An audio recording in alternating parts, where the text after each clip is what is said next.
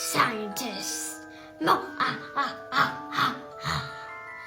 today we're gonna be making a pumpkin